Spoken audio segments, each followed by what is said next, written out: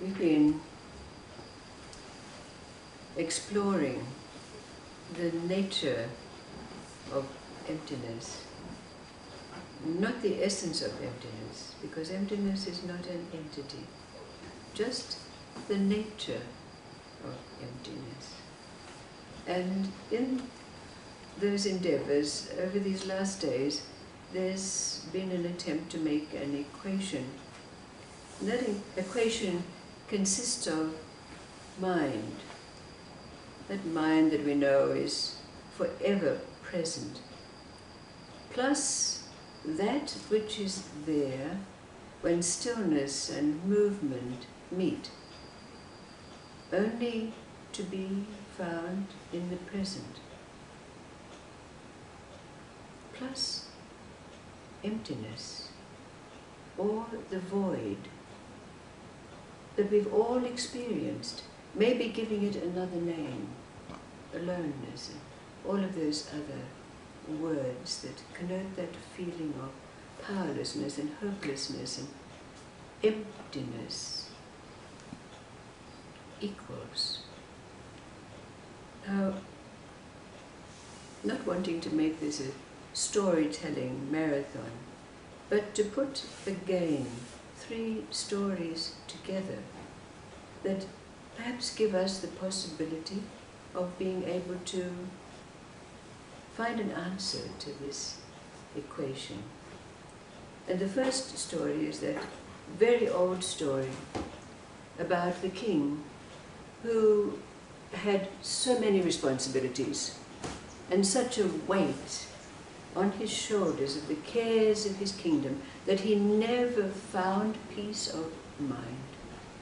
He labored day and night, sleepless nights and days filled with the concerns of his kingdom. So, in attempting to find an antidote for this, he consulted all the pundits and advisors that were in his kingdom, but to no avail. None of them had any effect on his state of mind.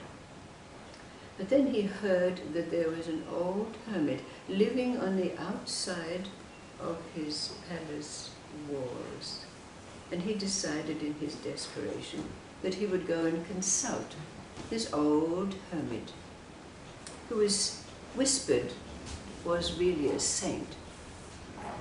So one day the king rode on his great stallion out through his palace gates and found the abode of the old hermit, who was sitting outside a very simple hut, his matted hair and long beard, and holding a very steady staff in his hand.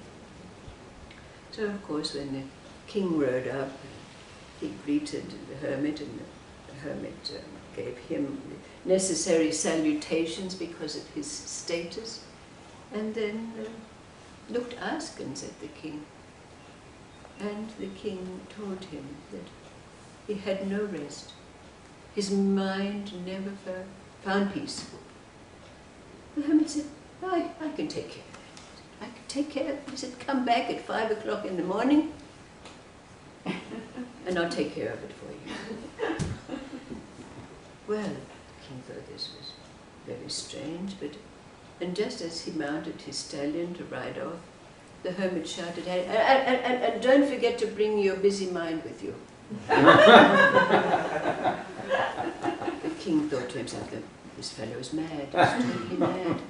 What is he talking about? I'm not going to bother going back tomorrow morning. He's obviously not going to be any help to me. But after another sleepless night of cares and woes and tossing and turning, he got up at the time that was designated and rode off and came. And there was the hermit sitting outside his hut with his sturdy staff in his hand. And the hermit said, we sit right down there, and he said, and then give me your mind. The king said, but the hermit said, just look for it, and as soon as you find it, give it to me, and I'm ready. He held up his staff, I'll take care of it for you. The king thought to himself, the man is completely mad. But he's got this big staff in his hand, and could do me some damage. I better do as he told me. So the king sat down and started to look. He looked here. He looked everywhere. Everywhere inside, trying to find his mind. Well, in the process, of course, of trying to find it, he got deeper and deeper into a state of peace and tranquility, until he sat totally and serenely in a state that we would call perhaps a samadhi. So after some while, the hermit coughed a little, and the king came out of his wonderful state, and the hermit looked at the king and said, well, where is it? And the king said, bowing very low in front of the hermit, thank you, you already quieted it for me. The second story is a story told not long ago of this young Japanese fellow called Edo, we'll call him Edo. And this was in a time long, long ago. And he and his father lived in a very, very remote village in Japan. And they lived very happily together. They had not a mother or a wife for many, many years, and they cohabited very happily together. They didn't have any woman to tell them when to change their socks and their underwear, and they could go fishing whenever they wanted to. So they led a very happy life. But the years went on, and the father was getting very old. So one day he called Edo to him, and he said, Edo, it's time that you got married. Married? Said Edo. You know I hate women.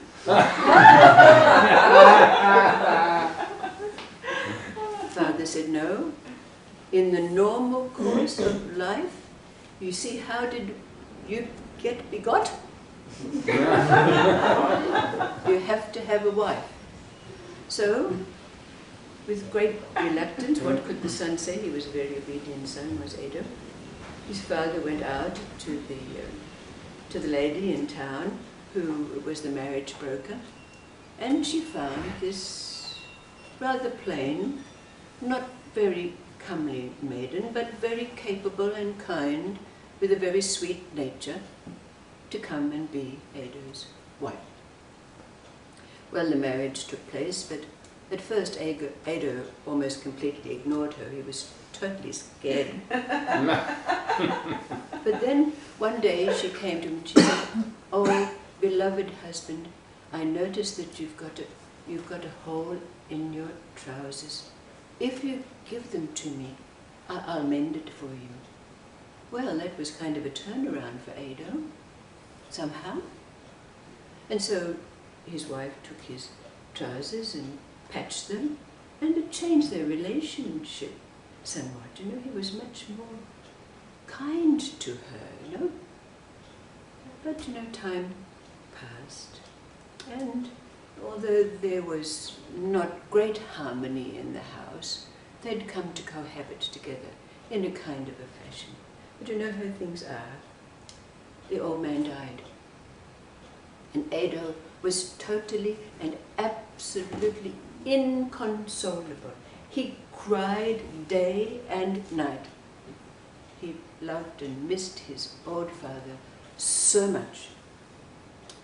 Then his wife said to him one day, beloved husband, I can see that you're in such a state of terrible sadness, abject sadness.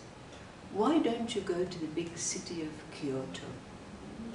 Have a change of scenery. I don't want to go to Kyoto, he said. But after a week or so, he came to his wife and he said, I think I'll go to Kyoto. So So he went off to Kyoto. While he was walking the streets of Kyoto, he so happened on a vendor. He saw something shining, so he had to go over and explore what it was. And when he went over there, it was a piece of metal on a handle. And the vendor said, "Oh yes, everyone in Kyoto has got now, these are mirrors." Well, Edo lifted it up, held it in front of his face and said, "Dad! Dad, what are you doing in Kyoto? I'm so glad to see you, Dad." Well, he was so excited and over the moon with this mirror. He wanted to give the vendor all his money. Well, of course, when the vendor could see this, he thought he should have charged him much, much more. Anyway, Edo took the mirror, and he didn't forget his wife. He bought her a nice kimono to take back with him to the village. And when he got back, his wife was very happy to receive her gift. But for some reason, unknown, Edo didn't tell his wife about the mirror. But he kept it in a little box and in the room. And every evening, his wife would see Edo go into the room, take out his little box, and she could hear him talking and laughing. And his whole demeanor had changed. He was so happy. She wondered, of course, what it was. And you know how women are, her curiosity got the better of her in the end. So one day when he was out fishing, she went into the room and she took out the box and she took out the mirror. "I knew it! I knew it! He's got another woman in Kyoto." "Look at her, she's not even beautiful. Look at that scowl, look at those red eyes." And she cried. Of course, when her husband, Edo, got home, she didn't speak to him at all. The silent treatment. Days went by and poor Edo would try to placate her, but no, she wouldn't have a bar of it until, you know how women are, of course. She couldn't help herself. One day when he finally said to her, "What is it, darling? What's going on?" And she finally said, "Come with me." So she dragged him off into the room and she took out the mirror and she said, "Look, you see, I know you've got another woman in Kyoto." He said, "No, look, it's me, Dad."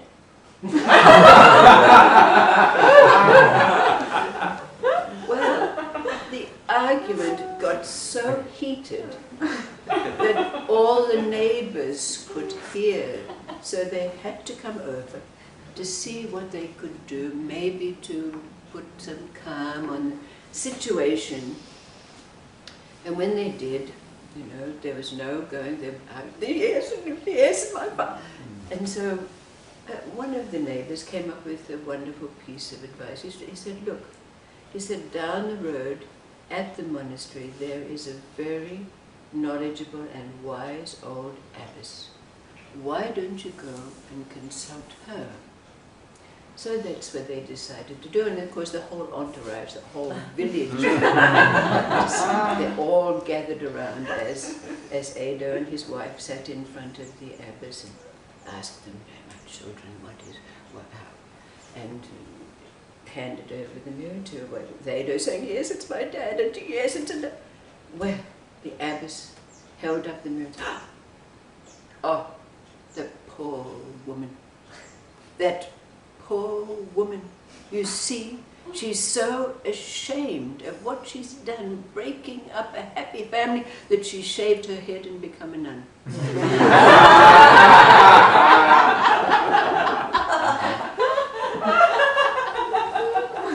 "Just leave her with me. I'll take care of her. You go off and have a happy life together." Well, off went Edo and his wife down the road holding hands. And Ada turned to his wife and said, "Beloved wife, I'm very happy, but I'm very concerned about Dad. You know, he never was very religious."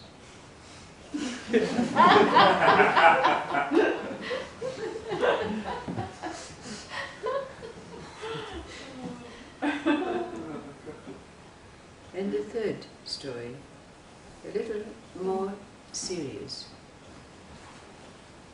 In ancient times, in a lineage, there were a series of kings that found that they had a book that was kept in a chest, and the way that the chief advisor of the kingdom, which was continuous in that lineage, would be chosen by opening the chest and having the suitable candidate open the book. Now it was said that only the purest of souls could open this book, and so it was found, because anyone who was unworthy was unable to open the volume. So it came to a time when the advisor was about to depart from these realms, and a new advisor was to be found. And as was the custom, criers were sent out in the land to find this person. They would come to the palace, and those who thought they were worthy would attempt to open the volume. And as it was at that time, there was a rabbi and his son who lived in a very small hut out in the forest, in the wilderness of that kingdom. They were both very pious. They spent their days in prayer and study of the ancient scriptures. Well, the criers went out, and no one was found. So they went farther and farther, until they did come to the small hut of the rabbi. Now when the rabbi and his son heard, something in them arose. The longing that they had for fulfillment was great, and somehow opening this book seemed to be a part of what it was that needed to be achieved. So they readily agreed to go to the palace and attempt to open this great tome. So they set out, and for 4 days and 4 nights they travelled, absorbed in discussion about the implications of this volume and what it was that would ensue from opening it. But being so absorbed in their discussions, they had no idea where it was that they were going. It seemed that they followed no path, and yet, because of their faith, they did not doubt that they would find themselves where it was that they were supposed to be. And indeed, they did. Somehow, they found themselves at a great gate. And this is when the first miracle happened. Because, as it was, this gate only opened once every 100 years. And the very moment that they stood in front of it was the moment that the gate opened. So they passed through and found themselves in a magnificent garden with a palace-like edifice in front of them. And they entered, walking through this magnificent garden. They went into the palace and were confronted by an old woman with very wise eyes, who was taking leaves out of a basket and squashing them in her hands. And when they greeted her with blessings and returned blessings from her, as was their custom, they asked what she was doing. And she said that she was crushing leaves from the Garden of Eden. We can imagine what was going to happen to those leaves, maybe as the story goes on, or from our own experience. So in discussion with this old wise woman, they told her of their quest, going to the palace to open the book. Oh, she said, only the very purest of souls are able to do so. And you are not yet pure enough. Oh, said the rabbi and his son, what then should we do? The old woman said, you must immerse yourself in Miriam's well. They asked, where can we find it? She said, traverse this garden, follow the path, but beware, because the well is guarded by serpents.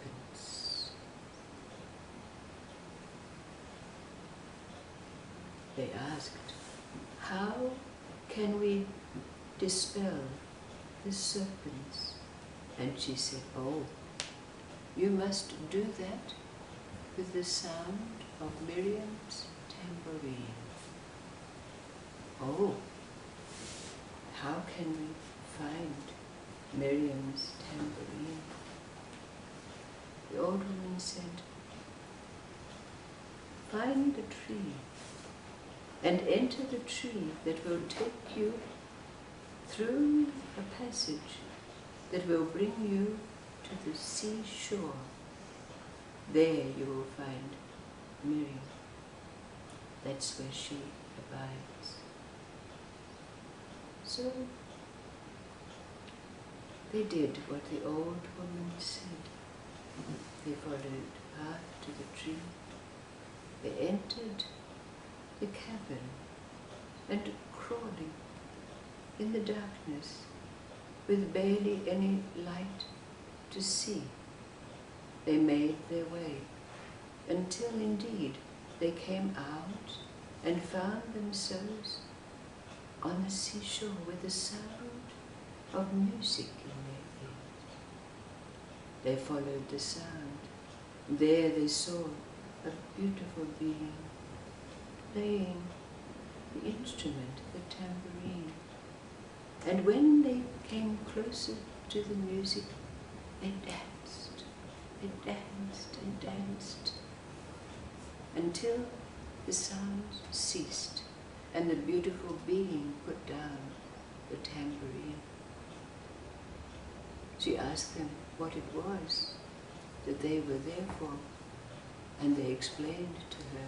She said, here, take the instrument, but know that you must return it to me, else I will be forever gone from this place.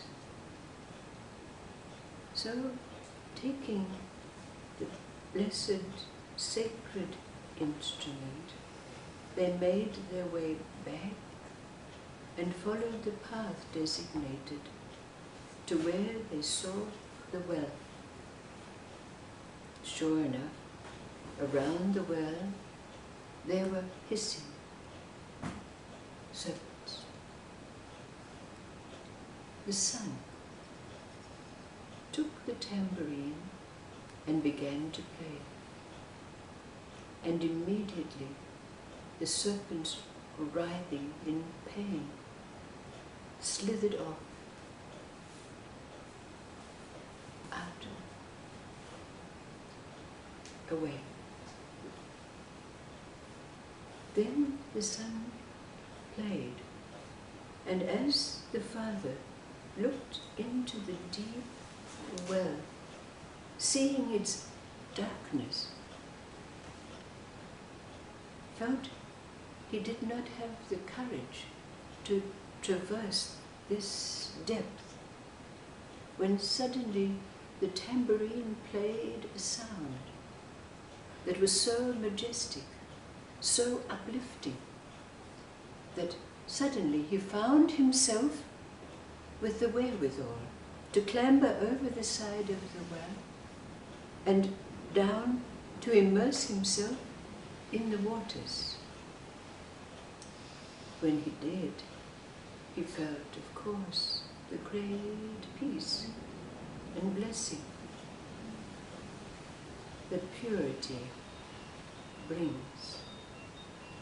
And then he arose and played the tambourine for his son, who himself went into the darkness and immersed in the waters. They emerged, and making their way back, of course, they found themselves effortlessly on the seashore, where they could return the instrument. And then, blessedly, again in an instant, found themselves at the palace gates, where they were given entry. Of course, we know the end of the story. The Blessed Rabbi opened the book effortlessly, and it was known who the next advisor of that kingdom would be. And in the course of events, when he passed, his son, that pure soul also, became the next advisor. But what was found when this book was opened, when the rabbi sought to give the advice that was needed to the king?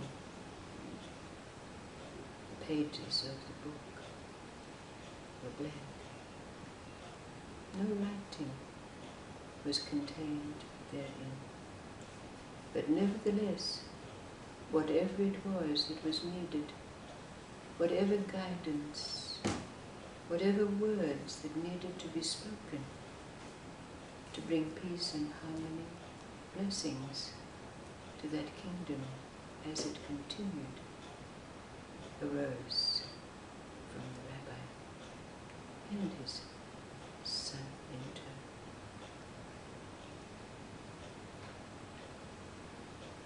Mind, that which is there when stillness and movement meet, and emptiness. What do they equal for us?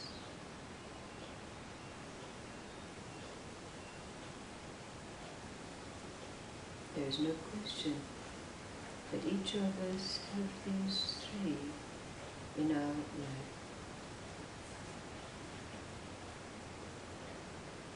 Mind, we know, ever present, sleeping and waking, the place where stillness and movement meet.